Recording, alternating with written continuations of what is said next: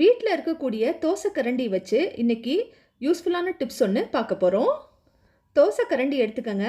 Use பண்ணாத ஏதாவது ஒரு சாக்ஸ் எடுத்துட்டு இந்த கரண்டியோட முன்னாடி சைடு இந்த சாக்ஸை ஃபுல்லாக இந்த போல் விட்டுருங்க. இப்போ இந்த எண்டு பகுதி இருக்குது பார்த்தீங்களா, இது என்ன பண்ணுங்கள், கையில் வந்து திருப்பி பிடிச்சிக்கோங்க. அப்படி இல்லை அப்படின்னாக்க ஒரு ரப்பர் பேண்ட் கூட போட்டுக்கலாம்.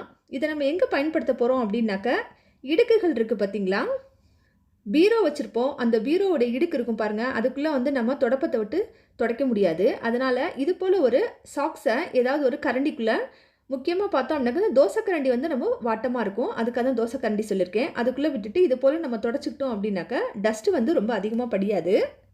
முக்கியமாக அந்த டஸ்ட் அலர்ஜி இருக்கிறவங்களுக்கு இந்த டிப்பு ரொம்பவே ஹெல்ப்ஃபுல்லாக இருக்கும். அவசியம் செய்து பாருங்கள்.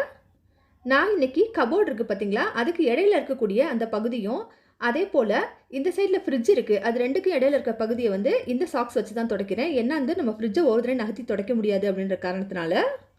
இது போல் 15 நாள் இல்லைனா ஒரு மாதத்துக்கு ஒரு தடவை செஞ்சுட்டு இந்த சாக்ஸ் எடுத்து துவைச்சி திரும்பி இதையே நம்ம யூஸ் பண்ணிக்கலாம். இந்த சுவற்றுக்கு பக்கத்தில் இருக்கக்கூடிய அந்த பீரோவை பார்த்தீங்கன்னாக்கா, நம்ம தொடப்பத்தை விட்டு என்ன ஆனாலும் தொடச்சாலும் பார்த்தீங்கன்னாக்கா நமக்கு எட்டவே எட்டாது. இது போல் ஒரு ட்ரிக்கை ஃபாலோ பண்ணுங்கள், ரொம்பவே யூஸ்ஃபுல்லாக இருக்கும். பிடிச்சிருந்தால் லைக் பண்ணுங்கள்.